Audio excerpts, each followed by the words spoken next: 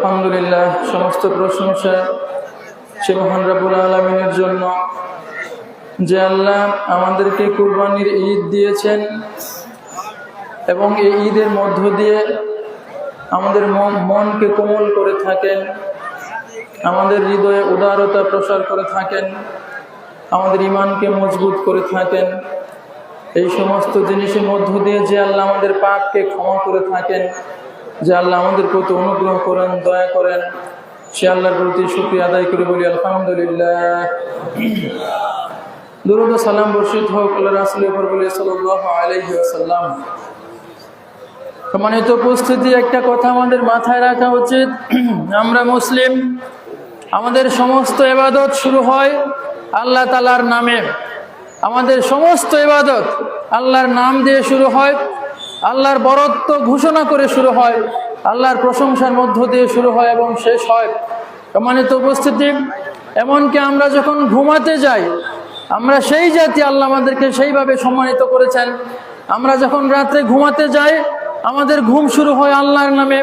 আমরা ঘুমাতে যাওয়ার সময় পড়ে থাকি আল্লাহুম্মা বিইসমিকা আমুতু ওয়া আহইয়া, আল্লাহুম্মা বিইসমিকা, আল্লাহ তোমার নামে আমি শুরু করছি, মানে তোমার নামে। আমাদের সমাজে আমরা যখন ঘুম থেকে উঠি, আমরা বলি আলহামদুলিল্লাহিল্লাযী আহইয়ানা বা'দা মা আমাতানা ওয়া ইলাইহিন নুশুর। আলহামদুলিল্লাহ বলে আমাদের দিন শুরু হয়, দুই রাকাত সালাতের মধ্য দিয়ে আমাদের দিন শুরু হয়।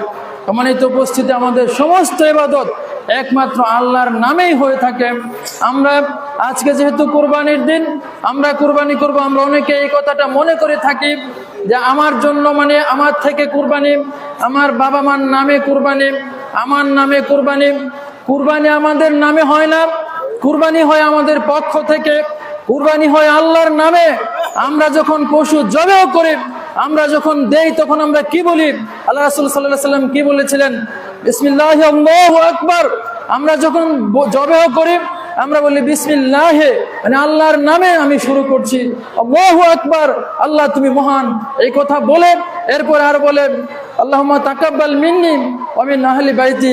এইভাবে যার যার পক্ষ থেকে এই কথাটা বলা হয়। সম্মানিত উপস্থিতি, আমরা যে কথা বলতেছিলাম, কুরবানি আমাদের নামে হয় না, কুরবানি হয় আল্লাহর নামে। আমাদের পক্ষ থেকে, আমাদের পিতামাতার পক্ষ থেকে হতে পারে। তো আল্লাহ আমাদেরকে সেইভাবে সম্মানিত করেছেন। আমাদের সমস্ত ইবাদতের মধ্যে একটা শালীনতা রয়েছে, আমাদের সমস্ত ইবাদতের মধ্যে আল্লাহর প্রশংসা রয়েছে, আল্লাহর নাম রয়েছে। আমরা সেই জাতি, সেইভাবে আল্লাহ আমাদেরকে সম্মানিত করেছেন। শুকরিয়া আল্লাহর জন্য, আলহামদুলিল্লাহ। সম্মানিত উপস্থিতি, আজকে দুইটি জানাজা উপস্থিত রয়েছে, আমরা দুইটি জানাজায় শরীক হব। সংক্ষিপ্ত সময়ে খুতবার বিষয় হচ্ছে আত্মতৃপ্তি নয়, চাই আত্মত্যাগ। সংক্ষিপ্ত সময়ে খুতবার বিষয় হচ্ছে আত্মতৃপ্তি নয়, চাই আত্মত্যাগ। সম্মানিত উপস্থিতি, যদি কেউ প্রশ্ন করে, যদি কেউ জিজ্ঞাসা করে কুরবানি মানে কি, যদি কেউ আমাদেরকে বলে তুমি যে মুসলিম, কুরবানি মানে কি? ইদানিং মানুষের মধ্যে কথা উঠে, অনেকে এই প্রশ্ন করে যে কুরবানি মানে শুধু পশুকে হত্যা করা, শুধুমাত্র একটা পশুকে হত্যা করে, নাউজুবিল্লাহ। এই ধরনের চিন্তা কুফরির নামান্তর, এই ধরনের চিন্তা কুফরির নামান্তর। কেউ যদি আমাকে আপনাকে জিজ্ঞাসা করে কুরবানি মানে কি, আমরা যদি বলি কুরবানি মানে কি, কুরবানি মানে হলো নিজের সবচেয়ে প্রিয় জিনিস, নিজের সবচেয়ে প্রিয় জিনিসকে বিসর্জন করা। কুরবানি মানে হচ্ছে নিজের সবচেয়ে প্রিয় জিনিসকে বিসর্জন করা। আর যখন মানুষ এই বিসর্জন, এই ত্যাগটা যখন আল্লাহ সন্তুষ্টির জন্য হয়, তখন এটা ঈমানকে পরিপূর্ণতা দান করে, ঈমানকে পরিপূর্ণতা দান করে। আত্মত্যাগ, স্যাক্রিফাইস এমন গুরুত্বপূর্ণ একটি জিনিস, যে জিনিসটা একজন মানুষকে তার ঈমানের পরিপূর্ণতা দান করে। আমরা যদি দেখি সূরা ইমরানের 23 নম্বর আয়াতে আল্লাহ আমাদেরকে জানাচ্ছেন, আমরা সবাই জানি সেই বিখ্যাত আয়াত, আল্লাহ আমাদেরকে জানাচ্ছেন সূরা ইমরানের 92 নম্বর আয়াতে বলেছেন লান তানালুল বিররা হাত্তা তুনফিকু মিম্মা তুহিব্বুন, লান তানালুল বিররা হাত্তা তুনফিকু মিম্মা তুহিব্বুন। তোমরা যতক্ষণ পর্যন্ত তোমার সবচেয়ে প্রিয় বস্তুটাকে ত্যাগ না করতে পারবে, যতক্ষণ পর্যন্ত তোমার সবচেয়ে প্রিয় বস্তুটাকে তুমি কুরবানি করতে না পারবে, দিতে না পারবে, দান করতে না পারবে, ত্যাগ করতে না পারবে, ততক্ষণ পর্যন্ত তুমি কল্যাণের সাক্ষাৎ পাবে না। সম্মানিত উপস্থিতি, এই জন্য যখনই আমরা কোনো কিছু ত্যাগ করি, যখনই আমরা কিছু দেই, সেটা যদি আল্লাহর সন্তুষ্টির জন্য হয়, তাহলে এইটা আমাদের ঈমানকে পরিপূর্ণতা দান করে। কোনো মুমিনের জন্য আত্মত্যাগ, স্যাক্রিফাইস ছাড়া মুমিন হওয়া একেবারেই অসম্ভব। আজকে সেই দিন, যেই দিন আমরা যেই দিন আমাদের আদি পিতা ইব্রাহিম আলাইহিস সালাম নিজের ছেলেকে ত্যাগ করতে, স্যাক্রিফাইস করতে চেয়েছিলেন। সম্মানিত উপস্থিতি, আল্লাহর আদেশ একদিকে, পৃথিবীর সমস্ত কিছু একদিকে। আমরা তারও আগে দেখি নূহ আলাইহিস সালামের কথা, যখন নূহ আলাইহিস সালামের এক ছেলেকে বিষয়ে বলা হচ্ছিল সে পানিতে ডুবে মরবে, যেহেতু সে লানত প্রাপ্ত, নূহ আলাইহিস সালাম আল্লাহর কাছে দোয়া করেছিল, আল্লাহ সে আমার পরিবারভুক্ত। আল্লাহ বলে দিলেন, হে নূহ শুনো, সে তোমার পরিবারভুক্ত নয়, সে তোমার পরিবারভুক্ত নয়, একমাত্র মুমিনরাই তোমার পরিবারভুক্ত, আল্লাহর পরিবারভুক্ত। সেই দিন নূহ আলাইহিস সালাম দ্বিতীয়বার আর কোনো আরজি আল্লাহর সামনে পেশ করে নাই। আল্লাহর সন্তুষ্টি একদিকে, আল্লাহর আদেশ একদিকে, পৃথিবীর সমস্ত কিছু একদিকে, সন্তানের প্রতি ভালোবাসা মানুষের জন্য শ্রেষ্ঠ একটি বিষয়, এইটাকে তারা বিসর্জন দিয়েছেন। সম্মানিত উপস্থিতি, আমরা যে কথা বলতেছিলাম, কুরবানি মানে কি? কুরবানি মানে হচ্ছে নিজের সবচেয়ে প্রিয় জিনিস, নিজের সবচেয়ে প্রিয় জিনিস স্যাক্রিফাইস করে দেওয়া, বিসর্জন দিয়ে দেওয়া। এই জন্য আমরা যেটা বলবো, ধরেন একটা উদাহরণ আমরা দিই, আমাদেরকে একটা উদাহরণ আমরা বলা খুবই আবশ্যক মনে করছি। আমাদের যা অতিরিক্ত, আমাদের যা অবশিষ্ট, আমাদের যা উচ্ছিষ্ট, এইটা যখন আমি দেই সত্যিকার অর্থে সেইটা তখন স্যাক্রিফাইস হয় না। আমার যা অবশিষ্ট, আমার যা উচ্ছিষ্ট, তা যখন আমি স্যাক্রিফাইস করতে যাই সেইটা প্রকৃত অর্থে স্যাক্রিফাইস হয় না। ধরেন একটা উদাহরণ, আজকে আমরা কুরবানি করব, এখান থেকে গিয়ে প্রত্যেক বছর আমরা কুরবানি করে থাকি। আমরা কয়জন লোক এই কুরবানির মাংস থেকে, যেটা সবচেয়ে ভালো, কলিজা, সিনার মাংস, ভালো মাংস, এইটা আমরা কয়জন লোক দেই? একটু নিজেকে প্রশ্ন করলে উত্তরটা পাওয়া যাবে। সম্মানিত উপস্থিতি, যে মানুষগুলো তার ছেলেকে কুরবানি দিয়ে দিচ্ছে, যে মানুষগুলো তার ছেলেকে দিয়ে দিচ্ছে আল্লাহ সন্তুষ্টির জন্য, সেইখানে আমরা সামান্য একটু মাংসের মায়া ত্যাগ করতে পারি না। সম্মানিত উপস্থিতি, তাকওয়ার মানদণ্ডের এক পরীক্ষা, তাকওয়ার মানদণ্ডের একদিন, তাকওয়ার মানদণ্ড পরীক্ষার একদিন আজকের এই দিন। তাহলে আমরা যে কথা বলতেছিলাম, আপনাকে দিতে হবে, আমি আপনি কুরবানির মাংস দিতে বাধ্য, আমি আপনি কুরবানির মাংস দিতে বাধ্য।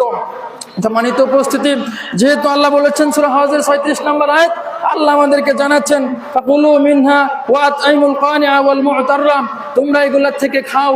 এই যে কুরবানির হাদি অথবা যে কুরবানি আমরা করে থাকি, বলা হচ্ছে এইগুলা থেকে তোমরা খাও, এবং যে সমস্ত দরিদ্ররা চায় না, লজ্জা বোধ করে থাকে, তাদেরকে দাও, এবং যে সমস্ত দরিদ্ররা চায় তাদেরকেও দাও।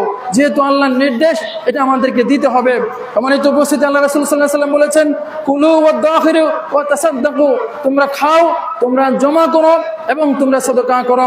সম্মানিত উপস্থিতি, আমরা যেখানে দিতে চাই উৎকৃষ্টটা আল্লাহকে দিতে হয়। এই যে সোয়ালে একজন আসছে, সে তো সায়েল নয়, সে তুচ্ছ কোনো বিষয় নয়।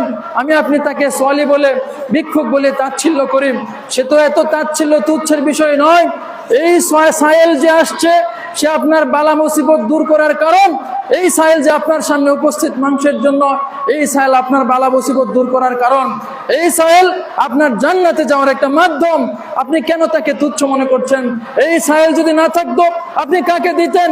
এই সায়েলের ব্যবস্থা যদি না থাকতো আমি আপনি কাকে দিতাম? সম্মানিত উপস্থিতি, বিপদ আপদে পরে আমাদের লক্ষ লক্ষ টাকা খরচ হয়, কিন্তু আমরা এই সায়েলদেরকে দিব, ওইখানে আমাদের এইখানে বাধে, কারণ শয়তান তখন আমাদেরকে বাধা দেয়। সম্মানিত উপস্থিতি, যে কথা বলতেছিলাম, দিতে হবে। আমরা কুরবানির মাংস খাবো, আমরা জমাবো, এবং আমরা দিব। আমরা চেষ্টা করব যেটা আমাদের সবচেয়ে প্রিয় সেইটা যাতে আমরা দিতে পারি।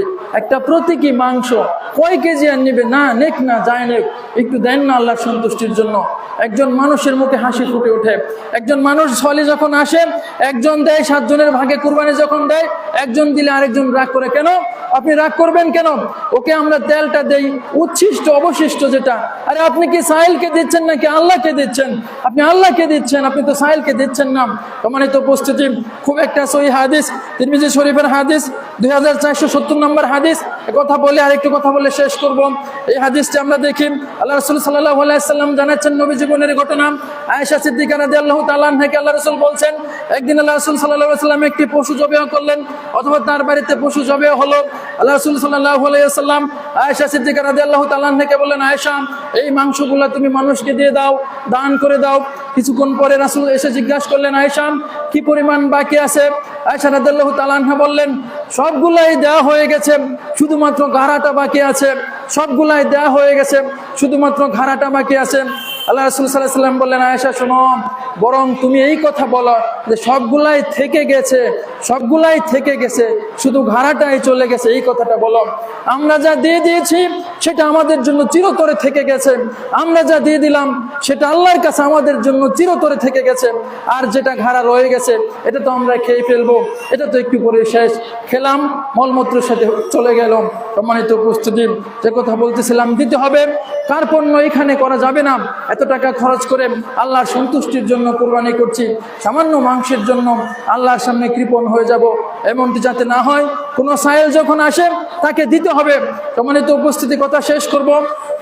কালিল জিব্রান নামক একজন কবি আছে লেবাননের, ওনার খুব সুন্দর একটা কবিতা রয়েছে অন গিভিং। এই কবিতা উনি খুব সুন্দর একটি লাইন বলেছেন, দান বিষয়ে উনি একটা খুব সুন্দর কথা বলেছেন। উনি বলেছেন, is not bread of thirst when your well is full, the thirst that is unquenchable। বলতেছে, তোমার বাড়ির সামনে তোমার কূপটা যখন পানিতে পরিপূর্ণ, তোমার বাড়ির সামনে একটা সময় কূপ থেকে পানির ব্যবস্থা ছিল, বলা হচ্ছে তোমার বাড়ির সামনে তোমার কুয়া যখন পানিতে পরিপূর্ণ, তখন যদি পানির তৃষ্ণা, তখন যদি পানি পাওয়ার আকাঙ্ক্ষায় তুমি ব্যাকুল থাকো, তাহলে এই তৃষ্ণা মেটানোর পৃথিবীতে কেউ নাই। এটা আনকোয়েঞ্চেবল, এটা অদম্য তৃষ্ণা। মানে আপনার বাড়িতে কলসি ভর্তি পানি, আপনি চিন্তা করতেছেন পানি শেষ হয়ে গেলে পরে কি খাবো। এই ধরনের চিন্তা যখন মানুষের মাথায় আসে, তখন বুঝতে হবে এটা তৃষ্ণা নয়, এটা লোভ। এটা তৃষ্ণা নয়, এটা লোভ। এটা মানুষের মনুষ্যত্বকে নষ্ট করে দেয়, এটা মানুষের মূল্যবোধকে নষ্ট করে দেয়, এবং এই তৃষ্ণা দমানোর পৃথিবীতে কারো সাধ্য নেই। সম্মানিত উপস্থিতি, মানুষের মূল্যবোধকে নষ্ট করে দেয়। মানুষ মূল্যবোধের সন্তান। মানুষের যদি মূল্যবোধ না থাকে, মানুষের মূল্যবোধ না থাকলে মানুষের মধ্যে আর কিছু থাকে না। আমরা শেষ করবো, একেবারেই শেষ। সম্মানিত উপস্থিতি, দুইজন মানুষ কালকে আমাদের সাথে ছিল, সুস্থ অবস্থায় ছিল একজন, শফিক খুবই সুস্থ অবস্থায় ছিল, হঠাৎ করে সে মারা গেছে। আরেকজন মানুষ আমাদের শিক্ষক ছিলেন, উনি অসুস্থ ছিলেন, উনিও গতকালকে মারা গেছেন। মানুষের জীবন সময়ের হিসাবে খুবই তুচ্ছ, মানুষের জীবন সময়ের হিসাবে খুবই তুচ্ছ। নাজিম হিকমত নামে তুরস্কের একজন কবি ছিলেন, উনি একটা খুব সুন্দর কথা লিখেছেন। উনি কবিতা লেখার জন্য রাষ্ট্রদ্রোহিতার অপরাধে 14 বছর জেল খেটেছিলেন। উনি জেলে যাওয়ার 10 বছরের মাথায় একটা কবিতা লেখেন। উনি লিখেন, আমি যখন জেলে আসলাম, জেলে আসবার পর সূর্যকে 10 বার প্রদক্ষিণ করেছে পৃথিবী, সূর্যকে 10 বার প্রদক্ষিণ করেছে পৃথিবী, মানে সূর্যর চারপাশে পৃথিবী একবার ঘুরলে 1 বছর সময় চলে যায়। বলছে, আমি যখন জেলখানায় আসলাম, আমি জেলে আসবার পর সূর্যকে 10 বার প্রদক্ষিণ করেছে পৃথিবী। পৃথিবীকে জিজ্ঞেস করো, সে বলবে এই তো অনুমাত্র কাল। মানে পৃথিবীর জন্য এটা কোনো সময় না, এত দ্রুত। কোরআনের কথার সাথে মিল। কোরআন বলছে, ওয়াকুল্লুন ফি ফালাকি ইয়াসবাহুন, প্রত্যেকেই যার যার কক্ষপথে ঘুরছে। সম্মানিত উপস্থিতি, বলছে পৃথিবী সূর্যের চারপাশে ঘুরে আসতে একটা সামান্য একটু সময়, এটা কোনো কাউন্টিংয়ে আসে না। বলতেছে, যদি পৃথিবীকে জিজ্ঞেস করো, সে বলবে এই তো অনুমাত্র কাল। মানে অনুর থেকেও আরো কম পৃথিবীর জন্য। আমাকে জিজ্ঞেস করো, আমি বলবো আমার জীবনের দীর্ঘ 10টা বছর। সূর্যের জন্য, চন্দ্রের জন্য সেটা, আমাদের পৃথিবীর জন্য অনুমাত্র কাল, কিন্তু আমার জীবন থেকে তো 10টা বছর। এরপরে বলছেন, আমি জেলে আসবার সময় একটি পেন্সিল নিয়ে এসেছিলাম, পেন্সিলটি লিখে খুইয়ে ফেলতে 7 দিন বইতো না। একটা কাঠ পেন্সিল নিয়ে উনি গিয়েছিলেন, এটা লিখে লিখে 7 দিনে শেষ। বলছে পেন্সিলটি লিখে খুইয়ে ফেলতে 7 দিন বইতো নয়। আমাকে জিজ্ঞেস করো, আমি বলবো এই তো মাত্র 7টা দিন, মাত্র 7টা দিন। পেন্সিলকে জিজ্ঞেস করো, ও বলবে আমার গোটা একটা জীবন। আমাদের কাছে 7 দিন বড় অল্প সময়, কোনো সময় না আমাদের কাউন্টিং, কিন্তু পেন্সিলের তো গোটা একটা জীবন। একটা পেন্সিল শেষ, লিখে শেষ, তার জীবন শেষ। সম্মানিত উপস্থিতি, যে কথা বলতেছিলাম, সময়ের হিসাবে আমাদের মানুষের জীবন খুবই তুচ্ছ, খুবই সামান্য, খুবই সামান্য। এইটাই আমাদের চূড়ান্ত সত্য, ওটাই আমাদের চূড়ান্ত সত্য। এইখানে সারেন্ডার করা ছাড়া আমাদের কোনো গত্যন্তর নেই। যা কিছু আমরা জমাই, আমাদের পরবর্তীরা আমাদের জন্য কি করবে তার কোনো গ্যারান্টি নাই। আমরা থেকে যাওয়ার সময় আমরা আল্লাহর সন্তুষ্টির জন্য যা দিয়ে যেতে পারবো সেটাই আমাদের জন্য থাকবে। আল্লাহ আমাদেরকে বুঝ দান করুন। আল্লাহ প্রকৃত পক্ষে আত্মত্যাগ, স্যাক্রিফাইস এর মধ্য দিয়ে আমাদের কুরবানিকে উদযাপন করার তৌফিক আল্লাহ আমাদেরকে দান করুন। আমরা যারা আমাদের কুরবানির পশু কিনেছি, আমাদের সমস্ত কুরবানিগুলোকে আমাদের সমস্ত কুরবানিগুলোকে ভুল ত্রুটির ঊর্ধ্বে রেখে আল্লাহ এই সমস্ত কুরবানিগুলোকে কবুল করে নেন। আল্লাহ আমিন। আল্লাহ আমাদের সমস্ত কুরবানিগুলোকে জান্নাতের মুক্তির উসিলা হিসেবে করে নেন। আল্লাহ আমিন। যে আকাঙ্ক্ষা নিয়ে ইব্রাহিম আলাইহিস সালাম তার ছেলেকে কুরবানি দিতে চাচ্ছিলেন, সেই আকাঙ্ক্ষা আমাদের ভিতরে জন্ম হোক। সেই আকাঙ্ক্ষা নিয়ে, সেই তীব্র আকুতি নিয়ে আমরা যেন আমাদের পশুকে জবাই করতে পারি, এবং সেই সাথে সাথে আমাদের ভিতরের পশুত্বকে যাতে আমরা কোরবানি করতে পারি। প্রত্যেকটা মানুষের ভিতরে একটা পশু রয়েছে। এই পশু যদি আমরা কোরবানি করতে না পারি, যেই পশু হাবিলের ভিতরে ছিল না, যেই পশু ছিল কাবিলের ভিতরে, কাবিল তার পশুত্বকে দমন করতে পারেনি, এজন্য সে তার ভাইকে হত্যা করতে পেরেছে। হাবিল তার পশুত্বকে দমন করতে পেরেছিল, এজন্য সে তার ভাইয়ের বিরুদ্ধে যায়নি, সে তার ভাইকে হত্যা করতে উদ্যত হয়নি। সম্মানিত উপস্থিতি, মানুষের ব্যর্থতা সেইখানে, যদি মানুষ তার ভিতরের সেই পশুকে, যদি মানুষ তার ভিতরের সেই কুৎসিত চেহারাটাকে কুরবানি করতে না পারে, সেই কুৎসিত চেহারাটাকে দূর করতে না পারে, আল্লাহ আমাদেরকে আমাদের ভিতরের পশুত্ব, আমাদের ভিতরের লোভ, আমাদের ভিতরের হিংসা, এই সমস্ত বিষয়কে কুরবানি করার তৌফিক দান করুন। আল্লাহ আমিন। আমাদের কুরবানিগুলোকে আল্লাহ কবুল করুন। আল্লাহ আমিন। অনেকেই দোয়া চেয়েছেন। আমার এক আত্মীয়, উনি একটা ডাক্তার ছিলেন, উনি খুবই অসুস্থ, মানে মোটামুটি অসুস্থ, উনি দোয়া চেয়েছেন। আমরা দোয়া করে আল্লাহ তাকে সুস্থতা দান করুন। আমাদের সভাপতি সাহেবের আবু বকর সিদ্দিক স্যারের একজন আত্মীয়, উনি খুবই অসুস্থ, উনি দোয়া চেয়েছেন। আমরা দোয়া করি আল্লাহ ওনাকে মাফ করুন, ওনাকে সুস্থতা দান করুন। আমাদের অনেকেই পিতামাতা অসুস্থ, অনেকের পিতামাতা দুনিয়া থেকে চলে গেছে। আল্লাহ আমাদের যাদের পিতামাতা পৃথিবী থেকে চলে গেছেন, আপনি তাদেরকে জান্নাতে ফয়সালা করে দিন। আল্লাহ আমিন। আমাদের ছোট ছোট দোয়া, আমাদের ইবাদত, আমাদের আমলগুলোকে উসিলা করে তাদেরকে আপনি মাফ করে দিন। তাদের উদ্দেশ্যে আমাদের কৃত দানগুলোকে কবুল করেন। আল্লাহ আপনি আমাদের পিতামাতাকে মাফ করে দিন। রব্বির হামহুমা কামা রাব্বায়ানি সগীরা, রব্বির হামহুমা কামা রাব্বায়ানি সগীরা, রব্বির হামহুমা কামা রাব্বায়ানি সগীরা। আমাদের অনেকেই অসুস্থ, আল্লাহ মানুষ আপনি সকলকে সুস্থতা দান করে দিন। আমাদের ছোট ছোট মাজরগুলা, আমাদের ছোট ছোট অপূর্ণতাকে পূর্ণতা দান করুন। আমাদের অভাব অনটনকে দূর করে দিন। আমাদের কুরবানিকে আল্লাহ কবুল করুন। আল্লাহুম্মা আমিন। ওয়া আখিরু দাওয়ানা আলহামদুলিল্লাহি রাব্বিল আলামিন। আসসালামু আলাইকুম ওয়া রাহমাতুল্লাহি ওয়া বারাকাতুহু।